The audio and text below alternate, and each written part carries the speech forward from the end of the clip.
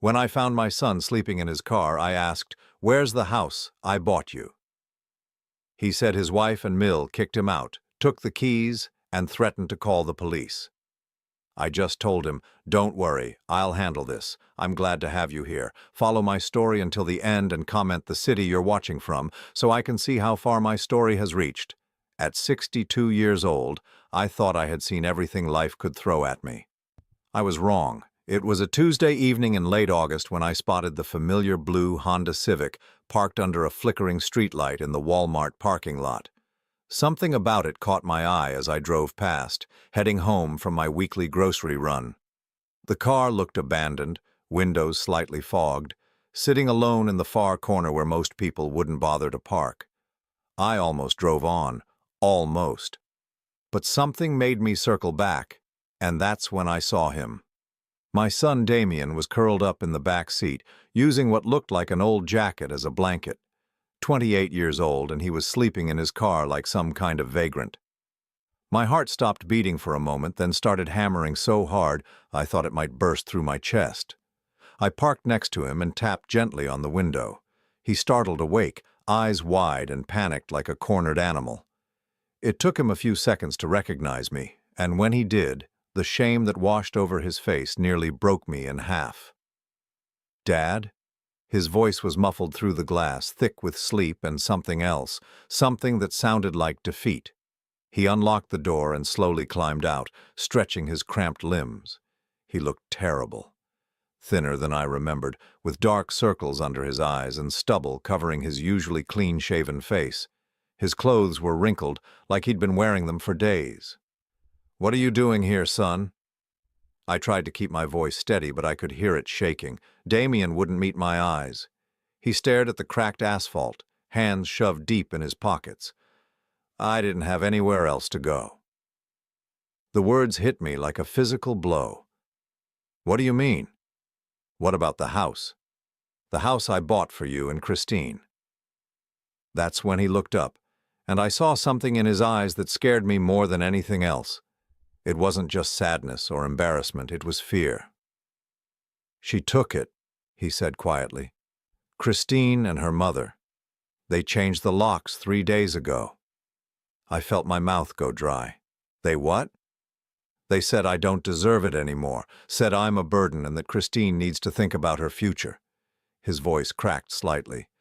"They told me if I tried to come back, they'd call the police and say I was threatening them."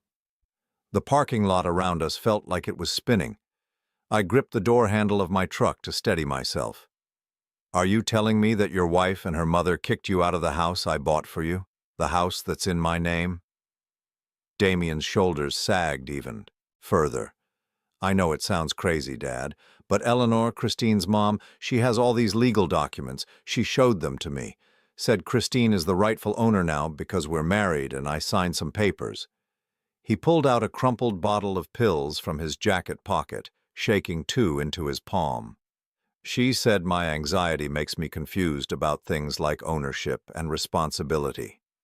I watched him swallow the pills dry, and something cold settled in my stomach. "What are those?" "Anxiety medication. Dr. Peterson prescribed them. Christine says I need to take them twice a day or my panic attacks get worse." He put the bottle back in his pocket. "She's been helping me remember to take them for the past 6 months." 6 months? I tried to remember the last time I'd spoken to my son for more than 5 minutes. It had been longer than that, I realized with a sick feeling, much longer.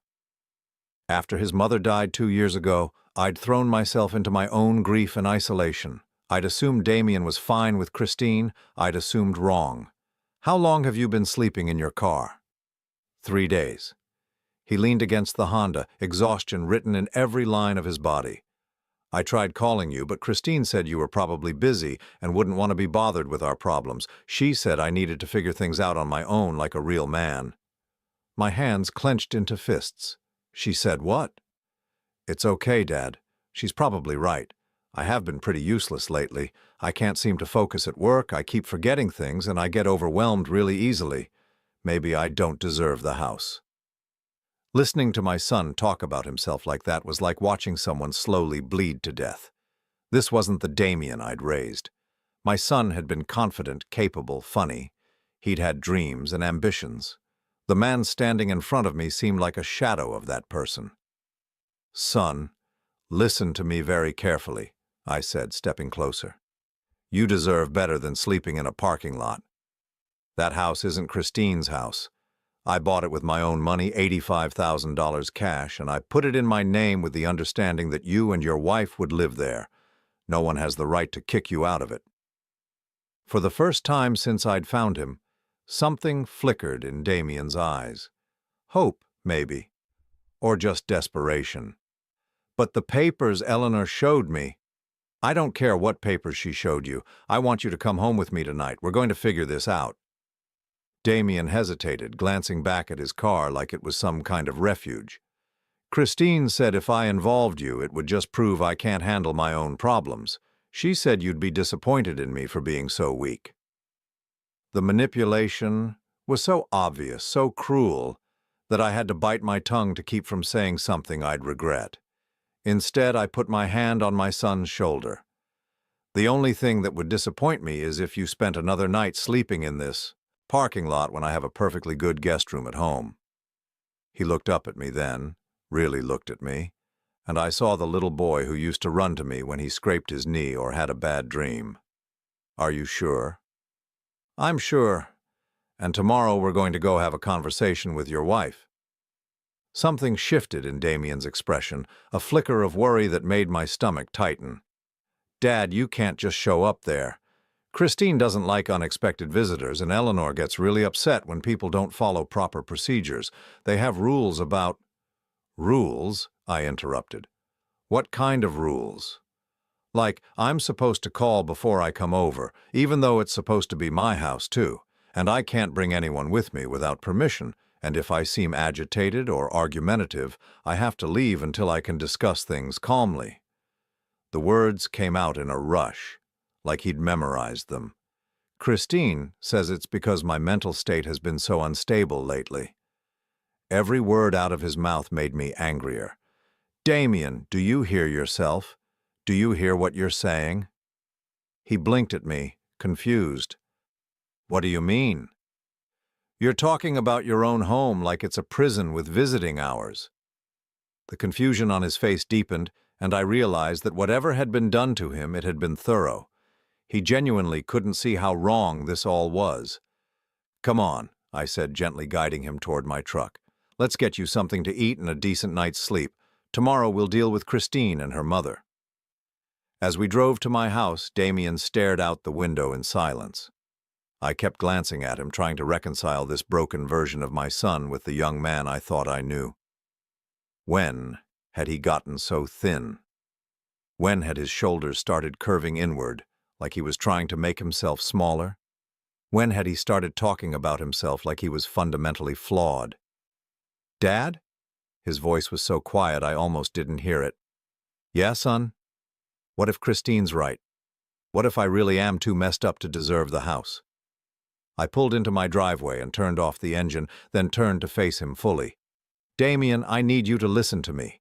There is nothing wrong with you that justifies being thrown out of your own home. Nothing. Do you understand me?" He nodded, but I could see he didn't really believe it. The damage ran deeper than I'd imagined. As we walked into my house, I made a silent promise to myself and to my son. Whatever had been done to him, whatever lies he'd been told, whatever manipulation had reduced him to sleeping in parking lots and doubting his own worth, I was going to fix it. But first I had to understand exactly what I was dealing with, and that meant paying a visit to Christine and her mother, whether they liked unexpected visitors or not. The next morning I watched Damien pick at his breakfast like a bird afraid the food might be poisoned. He'd slept fitfully, calling out in his dreams, and when I'd checked on him at 3 in the morning, he was sitting up in bed, staring at nothing, that bottle of pills clutched in his hands. "Did you take your medication this morning?" I asked, trying to keep my voice neutral. He nodded quickly.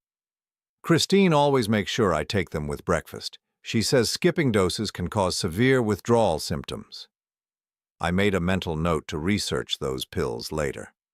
"Are you ready to go to the house?" The color drained from his face. "Maybe we should call first, let them know we're coming. Christine really doesn't like—" No. I set down my coffee cup with more force than necessary. We're not calling. This is our house, and we're going to walk through the front door like we own the place, because we do. The drive to 1247 Maple Street took only 15 minutes, but it felt like hours. Damien grew more agitated with each passing block, fidgeting with his seatbelt and checking his phone repeatedly. "She's not answering my texts," he said, voice tight with anxiety. "Maybe they're not home. Maybe we should come back later." But as we pulled into the driveway, I could see Christine's silver Lexus parked in the garage. A car I'd never seen before was parked on the street in front of the house, a black BMW with tinted windows. Someone else was here. The house looked different somehow. The small garden my late wife had helped Damien plant had been ripped up and replaced with decorative gravel. The welcome mat we'd bought them as a housewarming gift was gone, replaced with one that read, "By invitation only," in elegant script. Before I could knock, the door swung open. Christine stood there, perfectly dressed in a cream-colored sweater and pearls, her blonde hair pulled back in an immaculate bun. She looked like she was posing for a magazine photo, except for the cold expression in her green eyes. "Randall," she said, not moving from the doorway. "What a surprise." "Hello, Christine, I think we need to talk." She glanced at Damien, who had shrunk back behind me like a scolded child. "Damien, sweetie, you look terrible. Have you been taking your medication?" "Yes," he mumbled. "Twice yesterday and once this morning." "Good boy." The condescension in her voice made my teeth clench. She turned back to me. "I suppose Damien told you some confused version of what happened. His anxiety has been making him very paranoid lately. He told me you kicked him out of his own house and changed the locks." Christine's laugh was light and musical, completely at odds with the situation. "Oh, Randall, that's not what happened at all. Damien left on his own because he was having an episode.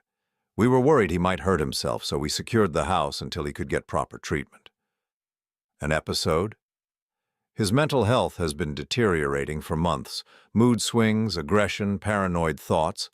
Dr. Peterson recommended inpatient treatment, but Damien refuses to go." She stepped aside, gesturing us into the house. "Mother is here. She can explain everything much better than I can." The moment I stepped inside, I felt like I was entering foreign territory. The furniture had been rearranged, the walls painted a cold gray instead of the warm yellow Damien and his mother had chosen together. Family photos had been replaced with abstract art that looked expensive and soulless. Eleanor Morrison sat in what used to be my son's favorite reading chair, a thick folder of papers spread across her lap. She was a severe-looking woman in her mid-50s with steel gray hair and the kind of thin lips that suggested she rarely smiled. She looked up at us with the expression of someone who'd found something unpleasant on the bottom of her shoe. "Randall," she said without standing, "I've been expecting this visit." "Have you?" I sat down across from her without being invited. Damien remained standing near the door, like he was ready to bolt. "Of course. When someone has a mental breakdown and starts spreading wild stories, it's natural for family members to get involved." Eleanor picked up a document from her pile. "I have all the necessary paperwork right here. Medical evaluations, competency assessments, power of attorney documents." My blood went cold. Power of attorney? Christine was granted temporary power of attorney 3 weeks ago, when Damien was hospitalized for a psychiatric evaluation. Eleanor's voice was matter-of-fact, like she was discussing the weather. The doctor determined he was not competent to make financial or legal decisions in his current state. I looked at Damien, who was staring at the floor. "Son, you didn't tell me you were hospitalized." "It was only for 2 days," he said quietly. "I had a panic attack at work and collapsed. Christine said the doctor wanted to run some tests." "What kind of tests?" Christine stepped forward, placing a protective hand on Damien's arm. "Cognitive function, psychological evaluation, drug screening." The doctor was very concerned about his ability to care for himself. Something about the way she said it, the slight emphasis on drug screening, made my suspicious spike. And what did these tests show? Eleanor handed me a thick medical report. Severe anxiety disorder, depression, possible early-onset dementia, and substance abuse issues. I flipped through the pages, my hands shaking with anger. The letterhead was legitimate, but something felt wrong about the whole thing. This says, he tested positive for multiple controlled substances. That's impossible, I said, looking at Damien. You don't use drugs. Damien looked confused, lost. I don't understand it either. Dr. Peterson said maybe someone was putting things in my food or drinks without me knowing. He said it happens sometimes with people who have memory problems. The implication hit me like a physical blow. Someone had been drugging my son, and these women were using it as evidence that he was mentally incompetent. Based on these medical findings, Eleanor continued, Christine has been granted authority to make decisions regarding Damien's living situation, finances, and medical care. Moving him out of this house was a necessary safety measure. Safety measure? My voice was dangerously low. For whom? For everyone, Christine said smoothly. Damien's behavior has become increasingly erratic. Last week he accused me of moving his things around the house. He claimed I was trying to confuse him deliberately. That kind of paranoid thinking is very concerning. I watched my son's face crumple with shame and self-doubt. Maybe I did imagine it, he whispered. I have been forgetting a lot of things lately. Of course you have, sweetie, Christine said, her voice dripping with false sympathy.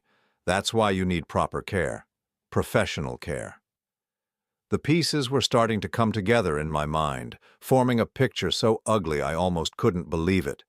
But the evidence was right there in front of me. My son, systematically drugged and gaslit into believing he was mentally ill. His wife, using his condition to gain control of his life and assets. His mother-in-law, providing legal and logistical support for what amounted to psychological abuse. I want to see the original deed to this house, I said. Eleanor smiled for the first time since I'd arrived, but it wasn't a pleasant expression. I'm afraid that won't be necessary. As Damien's power of attorney, Christine has full authority over any property assets. That's not how property ownership works, Eleanor. Actually, it is. She pulled out another document. This house was purchased as a marital asset. Under state law, both spouses have equal claim to marital property. Given Damien's incompetence determination, Christine's claim takes precedence. I could see Damien wilting with every word, believing these lies about his own inadequacy. The systematic destruction of his self-worth was so thorough, so cruel, that I wanted to grab both these women and shake them until they admitted what they were doing. Instead, I stood up slowly, my decision made. I think I've heard enough. Good, Christine said, relief evident in her voice. I'm glad you understand that this is what's best for Damien. We've looked into some excellent facilities where he can get the help he needs. Oh, I understand perfectly. I turned to my son. Damien, we're leaving, now. But Dad, maybe they're right. Maybe I do need... No. I put my hand on his shoulder, feeling how thin he'd gotten through his shirt. You don't need anything these people are offering. Eleanor stood up, her expression hardening.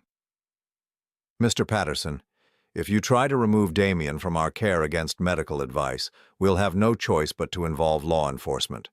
Christine has legal authority here. Does she? I pulled out my phone and speed-dialed a number I knew by heart. Let me just check on that.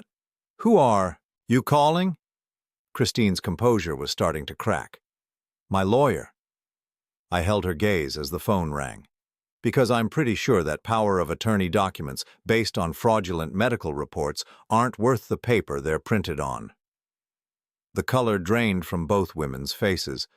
Eleanor quickly started shuffling her papers together while Christine moved to block Damien from leaving. You can't prove anything, Christine said, but her voice had lost its confident tone. Can I? I smiled, but it wasn't a nice smile. We'll see about that. As my lawyer's voice came through the phone, I watched Christine and Eleanor exchange a look that confirmed everything I suspected. They'd been caught, and they knew it. But I also knew this was just the beginning. Whatever these two had done to my son, whatever web of lies and manipulation they'd spun, it was going to take more than one confrontation to unravel it all. The real fight was just starting. My lawyer's voice was crisp and professional through the phone speaker.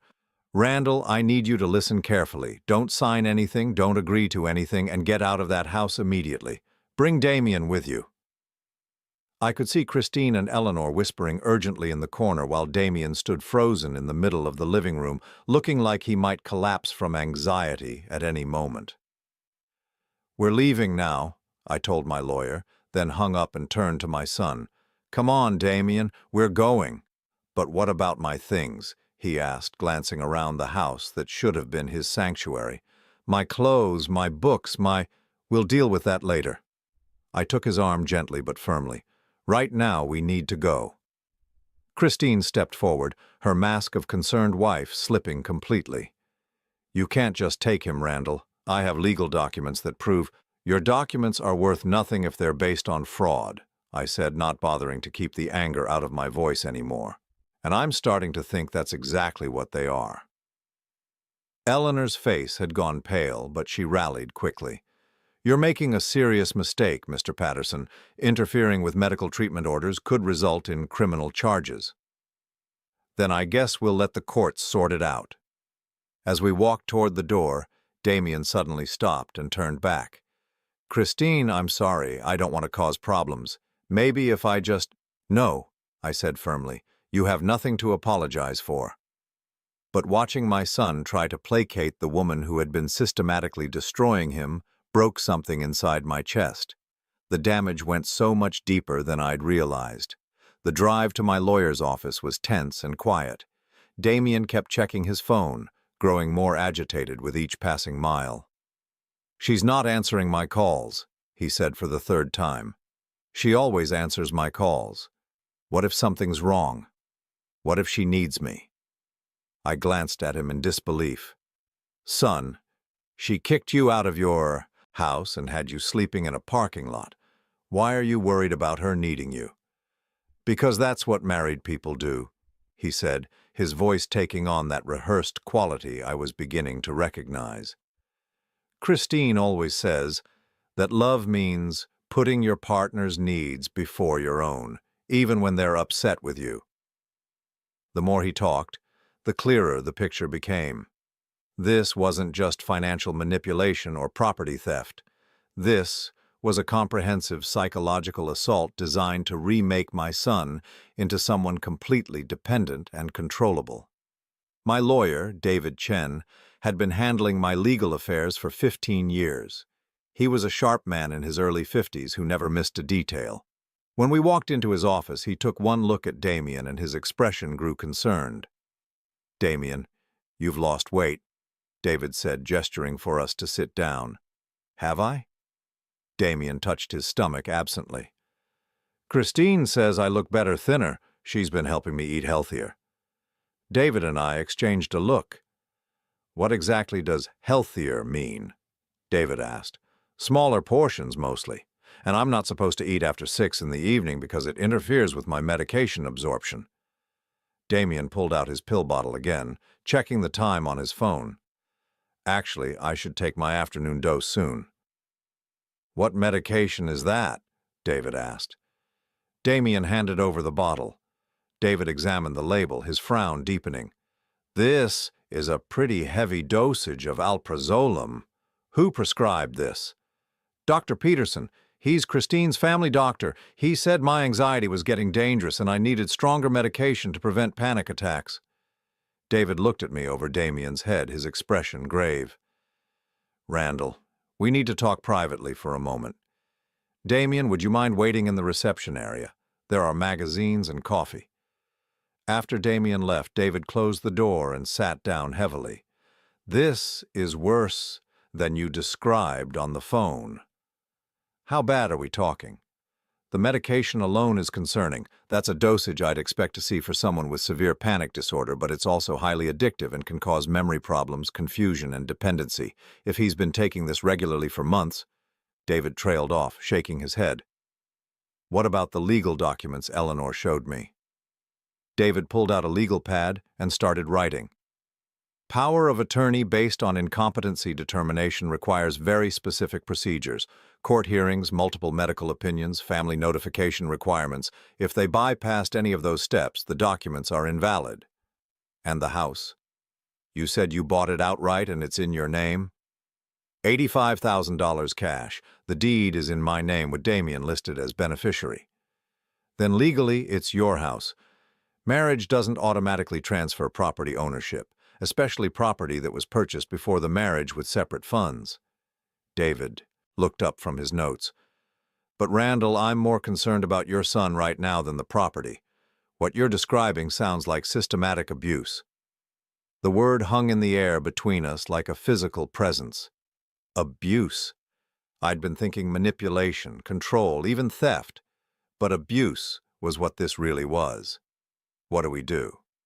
First, we get Damien to a real doctor, independent medical evaluation, blood tests to see what's actually in his system. Second, we gather documentation, bank records, medical records, anything that shows a pattern of control or deception. David leaned forward. Third, you need to prepare for this to get ugly.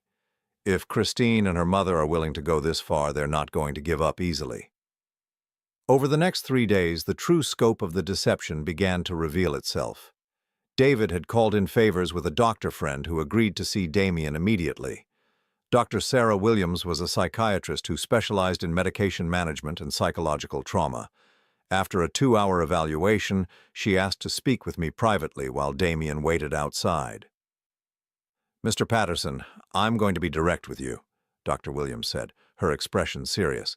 "Your son has been significantly over-medicated for months, possibly longer.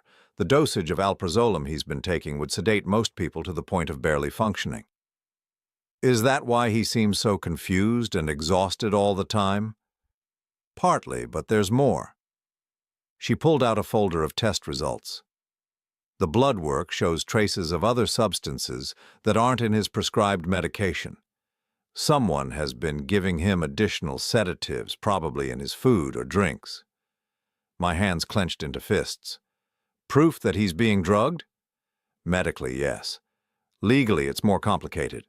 The substances could have been given without his knowledge, or he could have taken them himself if he was confused about his medication schedule. Dr. Williams hesitated. But combined with what you've told me about his living situation and the psychological control, I believe your son has been the victim of systematic psychological and medical abuse. That afternoon, while Damien napped off the effects of the medication withdrawal Dr. Williams had started him on, I drove to the bank where I'd maintained accounts for 30 years. The branch manager, Patricia Ross, had handled the mortgage and purchase of Damien's house personally. "Randall, good to see you," Patricia said, leading me into her office. "What can I help you with today?" "I need to see all the account activity related to the house I bought for my son. Any attempts to change ownership, transfer funds, or access the account." Patricia's fingers flew over her keyboard. After a few minutes, her expression shifted to concern. "Randall, there have been several attempts to access this account in the past 3 months. Someone has been calling claiming to be Damien's power of attorney, requesting account information and trying to add Christine Patterson as a joint account holder. Did you give them any information?" "No, because the power of attorney documents they faxed over didn't match our security requirements. They were missing court seals and proper notarization." Patricia printed out several pages, but they were very persistent. The last call was just 2 days ago. I studied the call logs. 5 attempts in August alone, all from someone claiming to represent Christine or Eleanor. They'd been planning this for months. "There's something else," Patricia said quietly. "Yesterday, we received a faxed request to transfer the deed of the property to Christine Patterson with what appeared to be your forged signature." The room felt like it was tilting. "Forged signature?" "Our signature verification flagged it immediately. It was a good forgery, but not good enough." She handed me a copy of the document. "Someone spent considerable time and effort trying to steal your house, Randall." That evening, I sat across from Damien at my kitchen table, watching him eat his first real meal in days. Dr. Williams had warned me that withdrawal from the medication would be difficult, and I could already see the effects. His hands shook slightly, and he kept looking around nervously, but his eyes were clearer than they'd been since I found him in that parking lot. "Dad, I need to ask you something," he said suddenly, "and I need you to be honest with me." "Of course." "Do you think there's something wrong with my brain? Like, medically wrong?" The question broke my heart. "Why would you ask that?"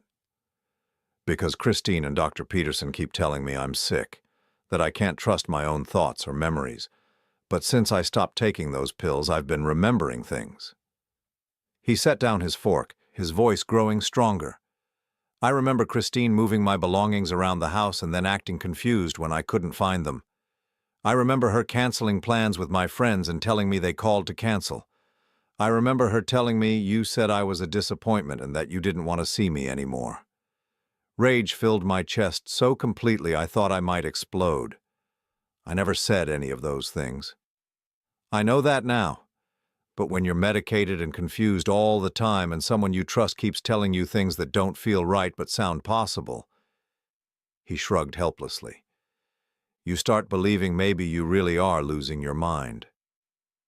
"Damien, listen to me very carefully. Your mind is fine. You were being systematically poisoned and manipulated by people who wanted to control you. That's not mental illness, that's abuse." For the first time since I'd found him in that parking lot, my son looked me directly in the eyes. "Dad, I think they were planning to have me committed permanently." "What makes you say that?" "Because Eleanor kept talking about long-term care facilities and how much money it would cost. She said I'd probably need to be there for years, maybe forever." Damien's voice was barely above a whisper, and she seemed happy about it. The pieces of their plan were becoming horribly clear. Get Damien declared mentally incompetent, gain control of his assets and property, then warehouse him somewhere where he couldn't interfere with their lives or their theft. My phone rang, interrupting my thoughts. Christine's name appeared on the screen. "Don't answer it," Damien said quickly, panic creeping back into his voice. "Why not?" "Because she'll want to know where I am and she'll be angry that I left without permission. She doesn't like it when I make decisions without consulting her first." I looked at my 28-year-old son, afraid to answer a phone call from his own wife, and something inside me snapped. I picked up the phone. "What do you want, Christine?" "Where is my husband?" Her voice was cold and sharp, nothing like the sweet, concerned tone she'd used in front of other people. "Damien is exactly where he belongs, with his family. I am his family, I'm his wife. And if you don't bring him back immediately, I'm going to have you arrested for kidnapping and elder abuse." I almost laughed at the audacity. Elder abuse? Damien is 28 years old. He's been declared mentally incompetent, which makes him a vulnerable adult under state protection laws. Removing him from his authorized care is a felony. Your power of attorney is fraudulent, Christine. The hospital records are fraudulent. The medication regimen was designed to incapacitate him, and we have documentation of all of it. The silence on the other end of the line stretched so long I thought she might have hung up. When she finally spoke, her voice was different. Not the fake sweetness or even the cold anger, but something much more dangerous.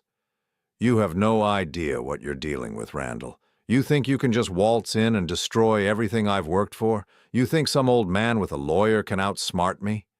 Her laugh was bitter and ugly. "I've been planning this for 3 years. 3 years of careful documentation, medical records, witness statements. I own your son and I own that house, and there's nothing you can do about it." The mask was completely off now, and what I saw underneath was terrifying. "We'll see about that," I said and hung up. Damien was staring at me with wide eyes. "She's really angry, isn't she?" "Yes, she is, because she's been caught." But as I looked at my son, still trembling slightly from medication withdrawal, still afraid of his own wife, I realized that proving Christine's guilt was only the first step. The real battle would be helping Damien recover from what she'd done to him and protecting him from whatever desperate measures she might take now that her plan was falling apart. And based on that phone call, I had a feeling Christine wasn't finished with us yet. The restraining order arrived by courier the next morning while Damien was taking his first shower in a week without someone timing him. I stood in my kitchen, reading the official court document that painted me as a dangerous predator who had kidnapped a vulnerable adult from his loving caregivers. According to Christine's sworn statement, I had forcibly removed Damien from proper medical supervision, threatened his legal guardians with violence, and was currently preventing him from receiving life-saving psychiatric treatment. The order gave me 24 hours to return Damien to Christine's custody or face immediate arrest. "It's very well done," David said over the phone after I read him the document. "Professionally prepared, filed in the right jurisdiction, all the proper legal language. If I didn't know better, I'd say she had experienced legal help." "What do you mean, experienced?" "This isn't something you throw together overnight, Randall. Someone with knowledge of elder law and psychiatric commitment procedures helped her create this paperwork. Someone who knows exactly how to manipulate the system." I thought about Eleanor's thick folder of documents, her confident manner when discussing power of attorney laws. The mother-in-law, she must have legal experience. That would make sense.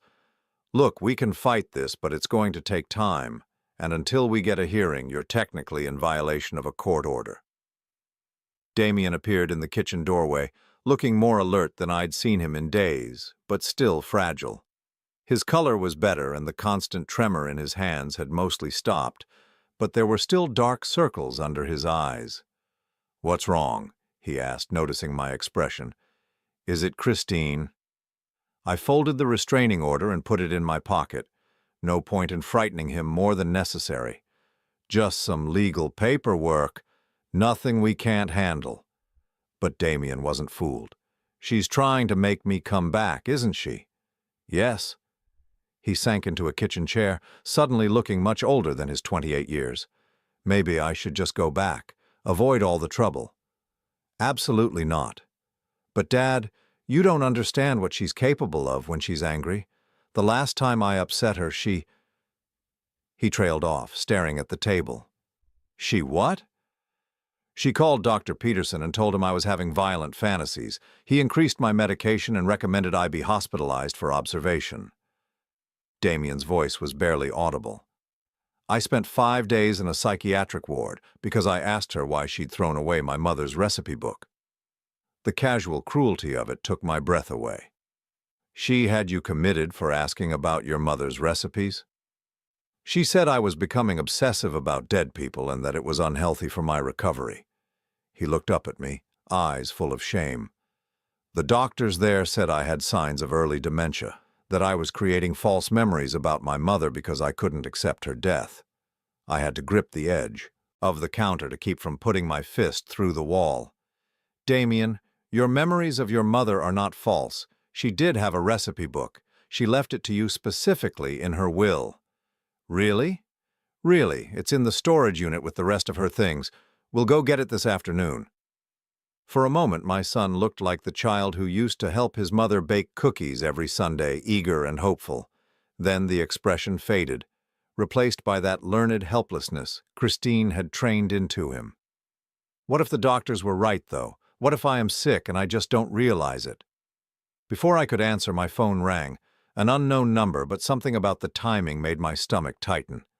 I answered warily. "Mr. Patterson, this is Dr. Peterson."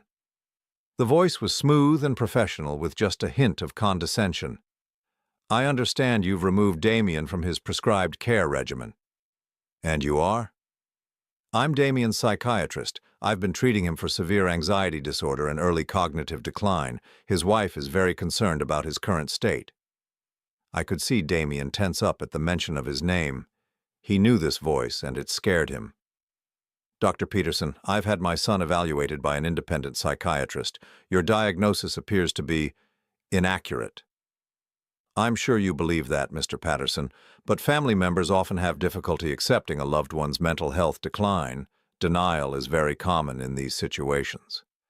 His tone was patronizing, like he was explaining something to a slow child. "Damien requires specialized care that you simply aren't qualified to provide. What I think Damien requires is to be free from people who drug him without his knowledge." The silence on the other end was telling. When Dr. Peterson spoke again, his voice was slightly less confident. I'm not sure what you're implying, but I've always followed proper medical protocols with Damien's treatment. Protocols that included prescribing massive doses of alprazolam for anxiety that conveniently disappeared the moment he stopped taking your pills. Withdrawal symptoms can temporarily mask underlying conditions. This apparent improvement is likely temporary and potentially dangerous. Dr. Peterson's voice was getting sharper. If Damien continues without proper medication, he could have a complete psychological break. He could become violent. I looked at my son, who was sitting quietly at my kitchen table eating cereal and looking more peaceful than he had in months. He seems pretty stable to me. Mr. Patterson, I have a legal and ethical obligation to ensure Damien's safety. If you continue to prevent him from receiving proper treatment, I'll have no choice but to involve Adult Protective Services. You do that, doctor, and while you're at it, maybe you can explain to them why your patient was found sleeping in a parking lot while under your care. I hung up before he could respond, but I knew this wasn't over. The web of people involved in manipulating Damien was bigger than just Christine and Eleanor. Was that really Dr. Peterson? Damien asked, his voice small. Yes. He sounded angry. Damien pushed his cereal around in the bowl nervously. He doesn't like it when I miss appointments or don't follow his instructions exactly. What happens when you don't follow his instructions? He adjusts my medication, makes me come in for more frequent visits. Sometimes he recommends additional testing or hospitalization if he thinks I'm becoming unstable. Damien set down his spoon. Dad, what if he's right? What if I really do need all those pills and I'm just too sick to realize it? It was heartbreaking, watching my son doubt his own reality because of months of systematic gaslighting. Damien, do you feel sick right now, this moment without the pills? He considered this carefully. No, I feel clearer, like fog lifting. But Christine always said the medication would make me feel worse before it made me feel better. For how long? She said it could take years to find the right combination, that I needed to be patient and trust the process. Years. They had planned to keep him medicated and compliant for years while they stripped away everything he owned and turned him into a permanent dependent. My phone rang again. This time it was David. Randall, we have a problem. I just got a call from the court. Christine has filed an emergency petition for psychiatric commitment. She's claiming Damien is in immediate danger and needs to be involuntarily hospitalized. My blood turned to ice. Can she do that? If she can convince a judge that he's mentally ill and dangerous to himself or others, yes. The hearing is set for tomorrow morning at 9 a.m. Tomorrow? That fast? Emergency psychiatric commitments get expedited hearings, and she's got Dr. Peterson backing her up with medical testimony about Damien's deteriorating condition and history of hospitalization. I looked at my son, who was listening to my side of the conversation with growing alarm. If Christine succeeded with this petition, she could have him locked away indefinitely, drugged into compliance while she finished stealing everything he owned. What do we need to do? We need our own medical expert. Dr. Williams agreed to testify about Damien's current condition and the medication issues, but we're fighting an uphill battle. Christine has months of documented mental health history to point to. After I hung up, Damien was staring at me with wide, frightened eyes. She's trying to have me committed, isn't she? There was no point in lying. Yes. And she can do that? Even though I don't want to go? She can try, but we're going to fight it. Damien was quiet for a long moment, processing this information. When he finally spoke, his voice was stronger than I'd heard it in days. Dad, there's something I need to tell you about Christine. Something I remembered yesterday when the medication started wearing off. What is it? The night before she kicked me out of the house, I woke up around 2 in the morning and heard her talking to someone on the phone. He took a shaky breath. She was talking about having me committed permanently. She said once I was locked away, she'd have complete control over everything and you wouldn't be able to interfere. My hands clenched into fists. Did you hear anything else? She said something about a facility in Nevada where they specialize in long-term psychiatric patients, where families can sign someone in but the patients can't sign themselves out. Damien's voice dropped to a whisper. She was laughing about it, Dad. She was laughing about locking me away forever. The scope of Christine's plan was becoming horrifyingly clear. This wasn't just about money or property. This was about completely erasing my son from existence, turning him into a convenient psychiatric patient while she lived in his house and spent his inheritance. There's more, Damien continued. I heard her talking to her mother about you, too. Eleanor said if you tried to interfere, they could probably have you declared an unfit guardian because of your age, get you declared mentally incompetent, too. So that was their backup plan.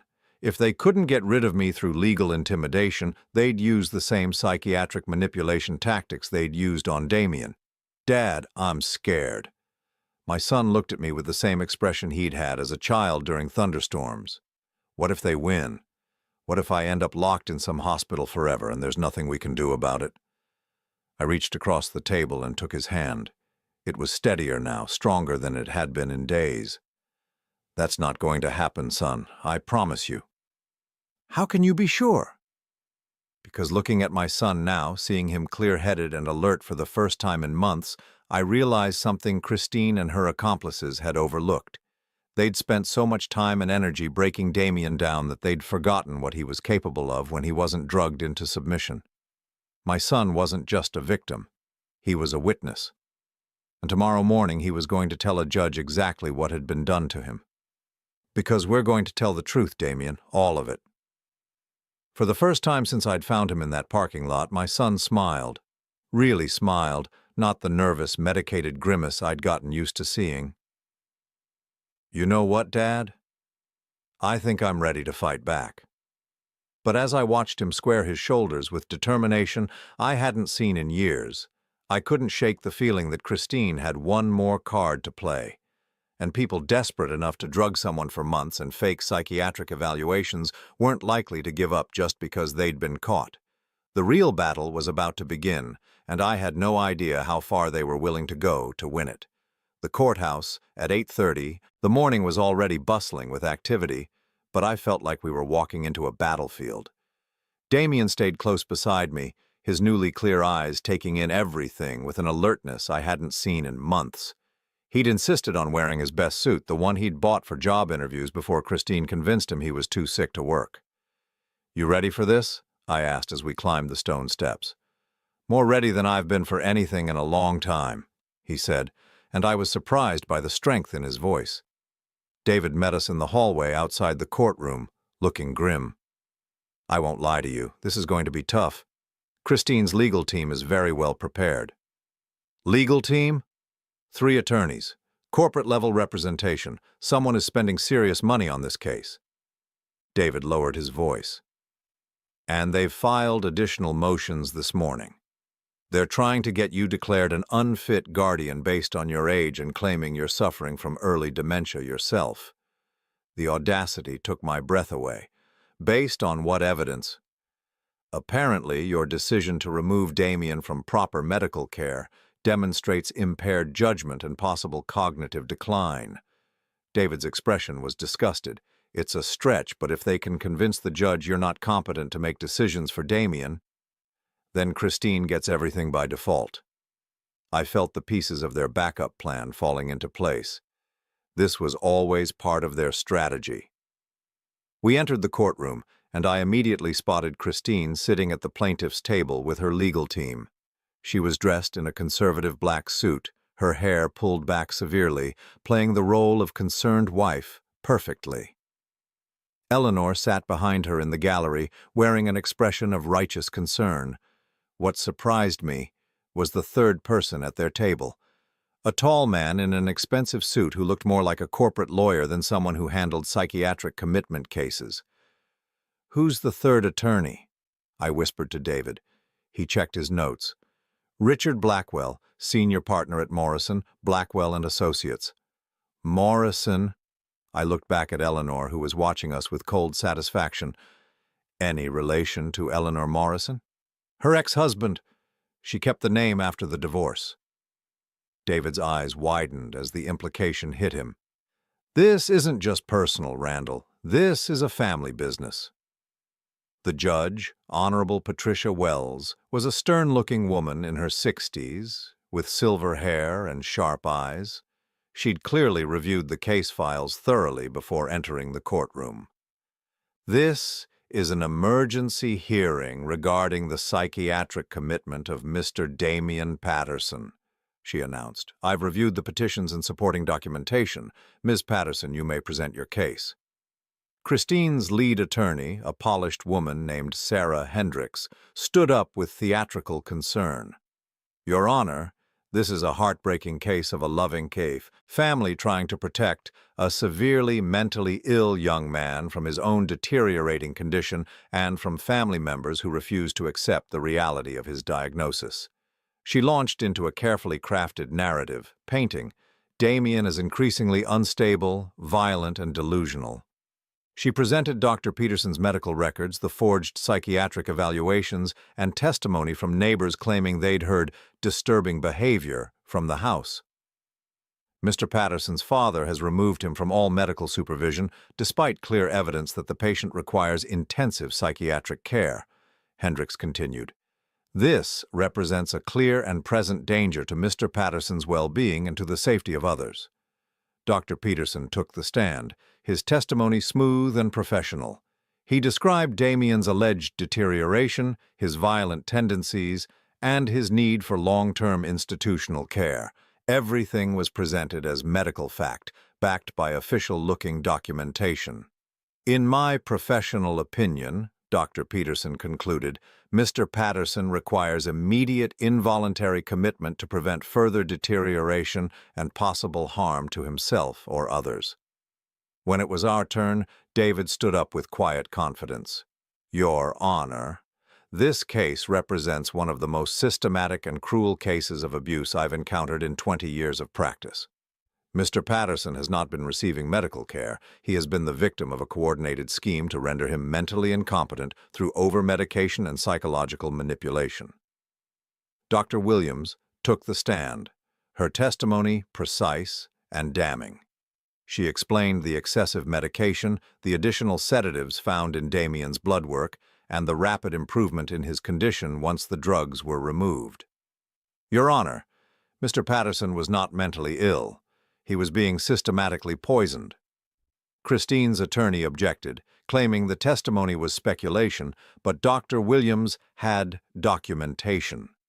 Blood tests, medication analysis, expert opinions on the psychological effects of the drug combinations Damian had been given. Then David called me to the stand. "Mr. Patterson, you purchased a house for your son and daughter-in-law in 2019. Can you tell the court about the ownership structure of this property?" "I purchased the house for $85,000 cash. The deed is in my name with Damian listed as beneficiary. It was always understood that they would live there, but legally I retained ownership." "And what attempts have been made to change this ownership?" I pulled out the bank documents Patricia had given me. "Multiple attempts to transfer the deed, add Christine as a joint owner, and access the property accounts, all using forged documentation and fraudulent power of attorney claims." Christine's face had gone pale, but her attorney was quick to object. "Your Honor, property disputes are not relevant to psychiatric commitment proceedings." But Judge Wells was listening intently. "I think they're very relevant, Counselor. Please continue, Mr. Patterson." David handed me another document. "Can you identify this?" "This is the original deed to the house. As you can see, it's never been legally transferred. Christine Patterson has no legal claim to this property." The courtroom was dead silent. Christine was whispering urgently with her attorneys, and Eleanor's face had gone white. "Your Honor," David continued, "this was never about mental health care. This was about financial control. Mrs. Patterson and her associates systematically drugged Mr. Patterson into compliance while attempting to steal his inheritance and property." Judge Wells called for a brief recess, and I could see Christine's legal team in heated discussion. When court resumed, their strategy had completely shifted. "Your Honor," Hendricks said, standing again but with noticeably less confidence, "even if there are property disputes to be resolved, that doesn't change the medical evidence regarding Mr. Patterson's mental state. Actually, it does, David replied, because we have evidence that the medical evaluations themselves were fraudulent. He presented the bank records showing payments from Eleanor Morrison to Dr. Peterson's practice, payments that coincided with each of Damien's psychiatric evaluations. He showed documentation of the forged hospital admission records and evidence that the psychiatric facility Dr. Peterson claimed to have used didn't actually exist. Dr. Peterson has been paid over $15,000 by Mrs. Morrison over the past 8 months to provide false medical documentation supporting this scheme. Dr. Peterson, who had been looking confident throughout his testimony, was now visibly sweating. Christine had slumped in her chair, and Eleanor was staring at the exit like she was calculating how quickly she could leave. But David wasn't finished. Your Honor, we also have testimony from Mr. Patterson himself about the abuse he suffered. Damien stood up, and for the first time in months I saw the man he used to be. Straight shoulders, clear eyes, determined voice. Your Honor, my wife and her mother have been drugging me for nearly a year. They controlled when I ate, when I slept, who I could talk to. They convinced me I was mentally ill and that I couldn't trust my own thoughts or memories. His voice grew stronger with each word. They were planning to have me committed permanently to a facility in Nevada where I would never be able to leave while they took everything my father had provided for me. Judge Wells listened to every word, her expression growing increasingly severe. They made me believe I was worthless, that I was a burden, that I deserved to lose everything because I was too sick to function. Damien looked directly at Christine. But I'm not sick, I was being poisoned. Christine's attorney tried to object, claiming Damien was having a delusional episode, but Judge Wells cut her off. I've heard enough, the judge said sharply. This court finds no evidence that Mr. Patterson requires psychiatric commitment. In fact, the evidence suggests he has been the victim of systematic abuse designed to render him incompetent. She turned to Christine's legal team with obvious disgust. I'm referring this case to the district attorney for investigation of fraud, elder abuse, and conspiracy charges. I'm also issuing an immediate restraining order preventing Mrs. Patterson from contacting Mr. Patterson or attempting to access the property in question. Christine stood up abruptly, her mask finally slipping completely. This is ridiculous. He's my husband. I was trying to help him. Mrs. Patterson, Judge Wells said coldly, you will sit down and remain silent or I will hold you in contempt. But Christine had lost all control. You don't understand. He was worthless before I met him. I made him into something. I deserved that house. I deserved— That's enough. Judge Wells banged her gavel. Mrs. Patterson, you are hereby found in contempt of court. Bailiff, please remove her from my courtroom.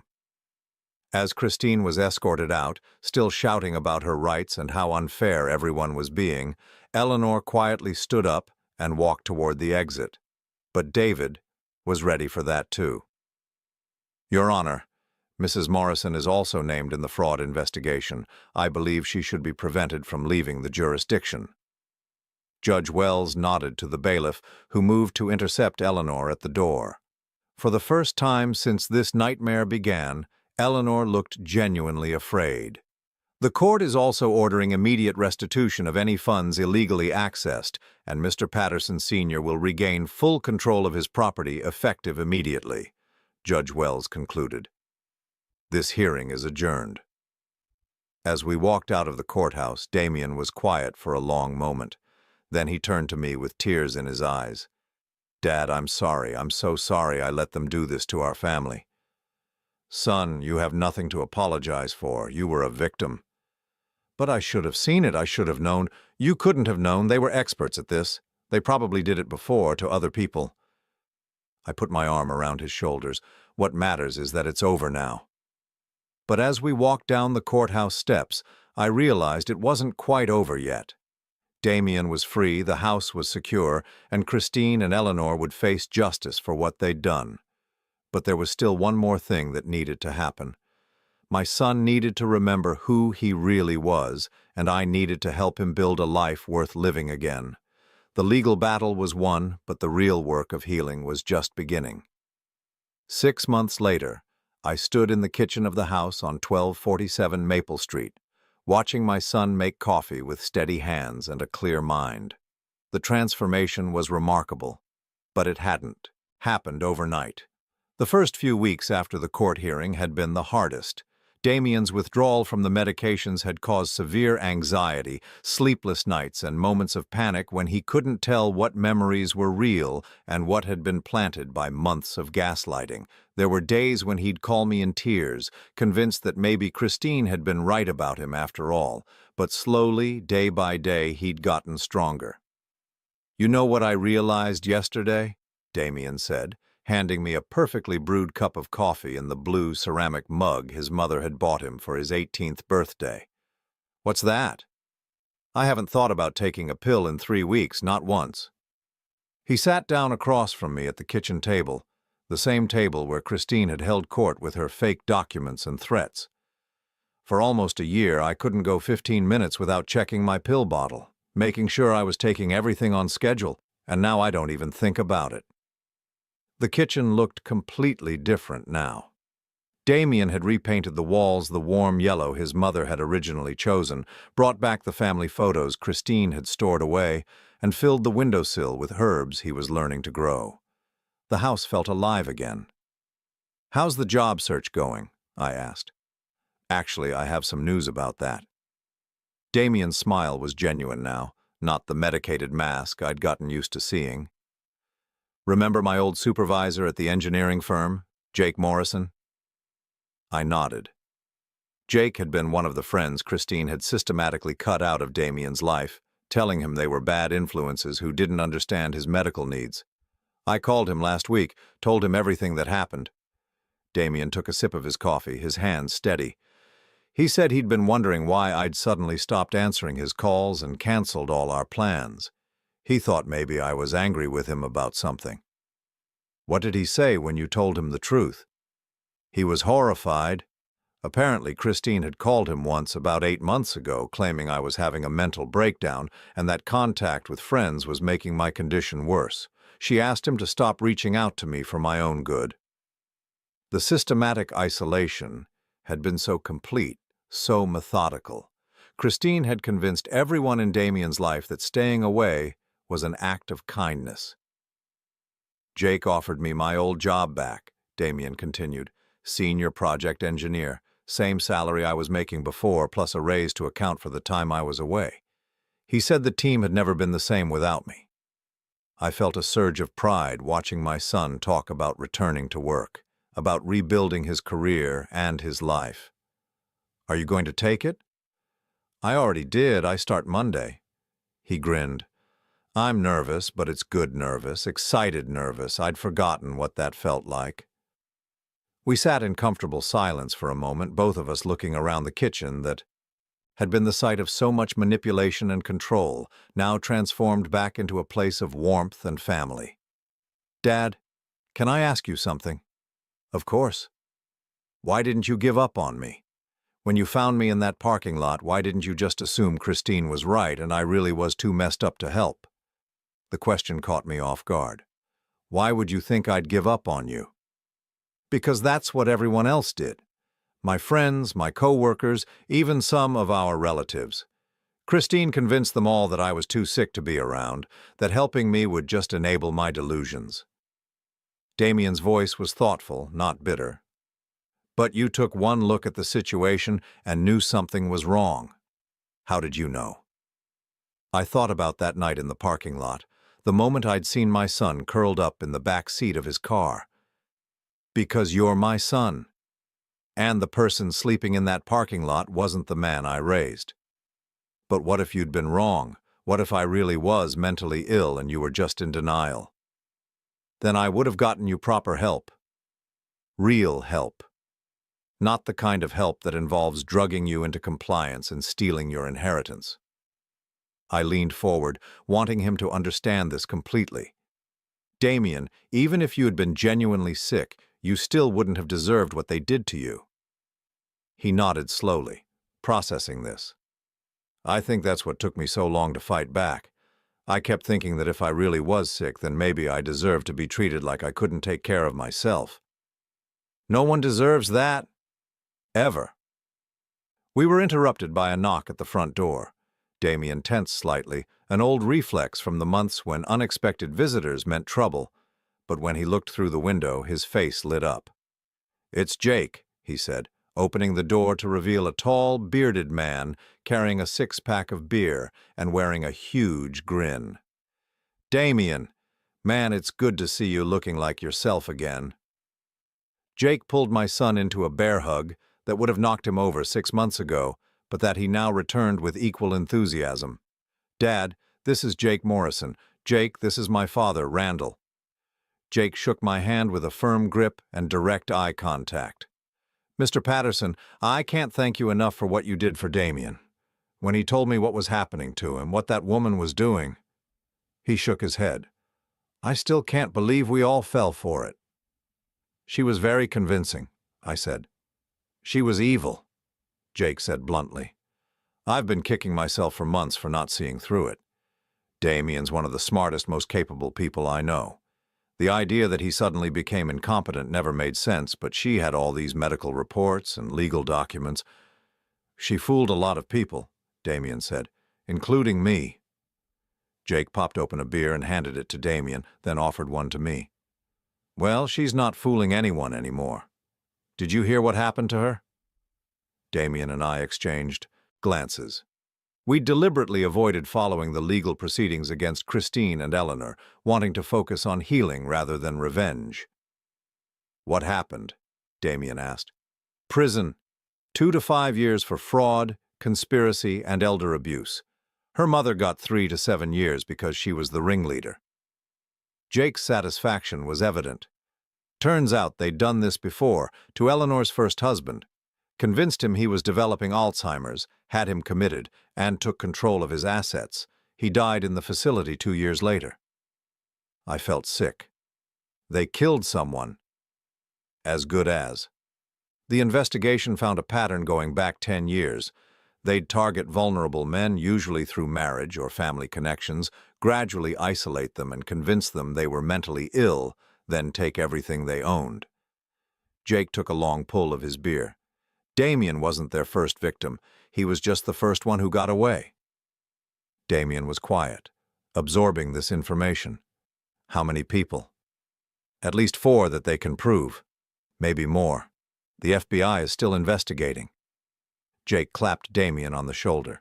"You saved other people by fighting back, man. They would have kept doing this if you hadn't stopped them." That evening, after Jake left, Damien and I sat on the front porch watching the sunset paint the sky in shades of orange and pink.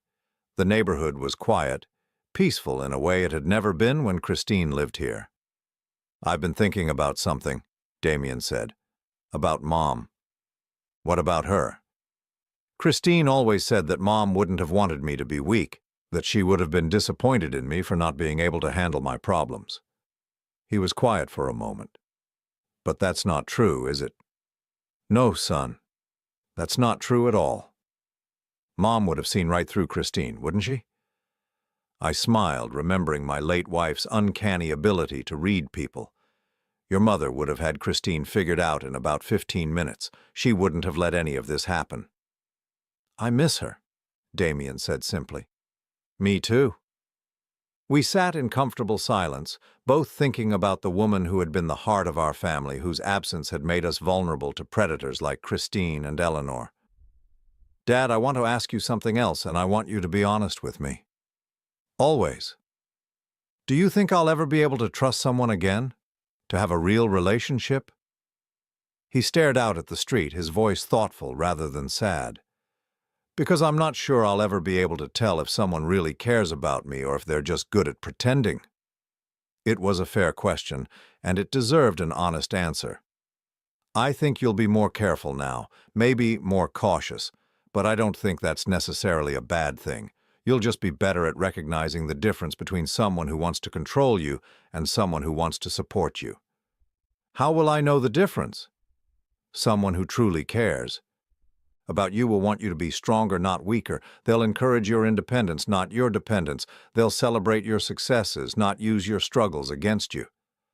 I turned to look at him. You'll know because you'll feel more like yourself when you're with them, not less. Damien nodded slowly. That makes sense. Christine always made me feel like I was failing at being human. Like I needed her to interpret the world for me because I couldn't trust my own perceptions. And how do you feel now? Like I can trust myself again, like my thoughts and feelings are valid. He smiled. Like I'm enough just as I am. Those words, more than anything else, told me that my son had truly recovered. Not just from the drugs or the manipulation, but from the fundamental damage to his sense of self that Christine had inflicted. I'm proud of you, I said, for fighting back, for getting your life back, for becoming yourself again. I couldn't have done it without you. Yes, you could have. Maybe not as quickly, but you would have figured it out eventually. You're stronger than you know, Damien. You always have been. As we sat there on the porch of the house that had almost been stolen from us, watching the stars appear in the darkening sky, I realized that something had been restored that was more valuable than any property or bank account. We had found each other again. The father who had been too distant, too wrapped up in his own grief to notice his son's pain. The son who had been systematically broken down until he forgot who he was. We had both been lost in different ways, and we had found our way back to each other. You know what I'm most grateful for? Damien said as we finally headed inside. What? That it happened while you were still here to help me. If they had succeeded in having you declared incompetent too, or if something had happened to you. He shook his head. I don't want to think about where I'd be right now. But none of that happened. We're both here, we're both okay, and we're both stronger than we were before. Yeah, Damien said, locking the front door securely behind us. We are. 6 months later, as I watched my son make his coffee with steady hands in the kitchen of his own house, I knew that we had won more than just a legal battle. We had won back our family, our trust, and our future, and that was worth more than any house, any inheritance, or any amount of money in the world.